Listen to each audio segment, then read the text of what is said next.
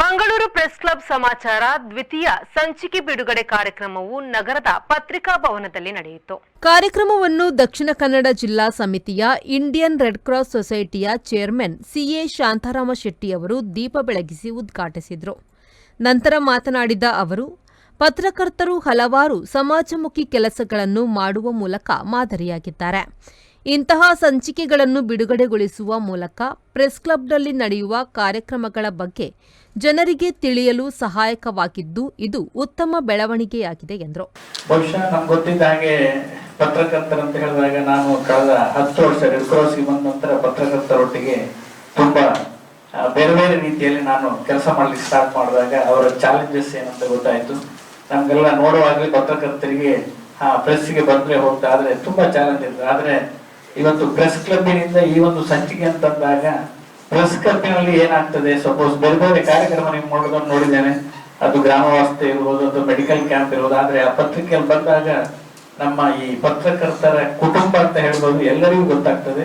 ಅದರಿಂದ ಸಮಾಜ ಸೇವೆ ತಗೊಳ್ಳೋರಿಗೂ ಅಥವಾ ಸಮಾಜ ಸೇವೆ ಕೊಡುವವರಿಗೂ ಒಂದು ಈ ಪತ್ರಿಕೆಯಿಂದ ಬಹಳ ಖುಷಿ ಆಗ್ತದೆ. ನಂಗೆ ಕಳೆದ 10-15 ವರ್ಷಗಳಿಂದ ನಾನು ಬಹಳ ಕ್ಲೋಸ್ ಪ್ರಾಕ್ಸಿಮಿಟಿಯಲ್ಲಿ ನೋಡ್ತಿದ್ದೇನೆ. ಬಹುಶಃ ಪತ್ರಕರ್ತರು ಬೇರೆ ಬೇರೆ ಒಳ್ಳೊಳ್ಳೆಯ ಒಂದು ನ್ಯೂಸ್ ಗಳನ್ನ ಹಾಕುವಂತದ್ದು ಬಹುಶಃ ಅದರ ಇಂಪ್ಯಾಕ್ಟ್ ನಮ್ಗೆ ಗೊತ್ತಾಗ್ತದೆ. ಆದ್ರೆ ನಿಮ್ಗೆ ಗೊತ್ತಾಗದಿದ್ರು ಅದರ ಇಂಪ್ಯಾಕ್ಟ್ ಈ ತರ ನ್ಯೂಸ್ ಬಂದ್ರಿಂದ ನಾವು ಬೆಳಿಗ್ಗೆ ನೋಡಿದ್ರೆ ಇವತ್ತು ರೋಡ್ ಸರಿ ಇಲ್ವಾ, ಅದು ಇಲ್ಲ. ಬಹುಶಃ ಇವತ್ತು ಪೇಪರ್ ಓದುವಾಗ ಈ ಪೇಪರ್ ಗಿಂತ ಜಾಸ್ತಿ ಈ ಪೇಪರ್ಸ್ ಏನು ಎಲೆಕ್ಟ್ರಾನಿಕ್ ಮೀಡಿಯಾ ಮತ್ತೆ ಈ ಪೇಪರ್ಸ್ ಗಳನ್ನ ನೋಡುವವರೇ ತುಂಬಾ ಜಾಸ್ತಿ ಇದ್ದಾರೆ. ಕರ್ನಾಟಕ ತುಳು ಸಾಹಿತ್ಯ ಅಕಾಡೆಮಿಯ ಅಧ್ಯಕ್ಷರಾಗಿರುವ ತಾರನಾಥ್ ಗಟ್ಟಿ ಕಾಪಿಕಾಡ್ ಅವರು ಸಂಚಿಕೆಯನ್ನು ಬಿಡುಗಡೆಗೊಳಿಸಿದರು. ನಂತರ ಮಾತನಾಡಿದ ಅವರು, ಇಂತಹ ಪತ್ರಿಕೆಯಿಂದಾಗಿ ಪ್ರೆಸ್ ಕ್ಲಬ್ ಸಂಘದಿಂದ ನಡೆಯುತ್ತಿರುವ ಕಾರ್ಯಕ್ರಮಗಳು, ಚಟುವಟಿಕೆಗಳ ಬಗ್ಗೆ ಉಲ್ಲೇಖಗಳಿದ್ದು ಮುಂದಿನ ದಿನಗಳಲ್ಲಿ ಪತ್ರಕರ್ತರ ಬರವಣಿಗೆಗಳಿಗೂ ಅವಕಾಶವನ್ನು ನೀಡುವಂತಾಗಲಿ ಎಂದು ಶುಭ ಹಾರೈಸಿದರು.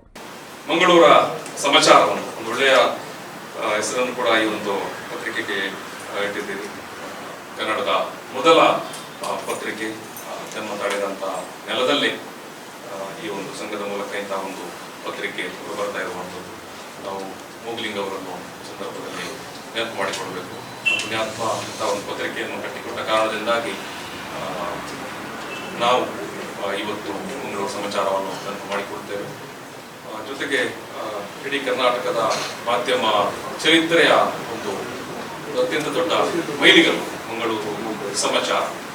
ಆ ಒಂದು ನೆನಪನ್ನು ಮತ್ತೆ ಮತ್ತೆ ನೆನಪು ಮಾಡುವ ಅಂತ ಒಂದು ಸಂದರ್ಭ ಮಂಗಳೂರು ಸಮಾಚಾರ ಅಂತ ನೀವು ಹೆಸರಿಟ್ಟಿರುವುದು ಪ್ರೆಸ್ ಕ್ಲಬ್ ಮಂಗಳೂರು ಸಮಾಚಾರ. ಮಂಗಳೂರು ಪ್ರೆಸ್ ಕ್ಲಬ್ನ ಅಧ್ಯಕ್ಷರಾದ ಪಿಬಿ ಹರೀಶ್ ರೈ ಕಾರ್ಯಕ್ರಮದ ಅಧ್ಯಕ್ಷತೆ ವಹಿಸಿ ಮಾತನಾಡಿ, ಸಂಘದ ಕಾರ್ಯಕ್ರಮ ಹಾಗೂ ಪ್ರೆಸ್ ಕ್ಲಬ್ನ ಕಾರ್ಯಕ್ರಮಗಳನ್ನು ಶಾಶ್ವತವಾಗಿ ದಾಖಲೀಕರಣಗೊಳಿಸುವ ಉದ್ದೇಶದಿಂದ ಈ ಸಂಚಿಕೆಯನ್ನು ಬಿಡುಗಡೆಗೊಳಿಸಲಾಗಿದೆ ಎಂದರು.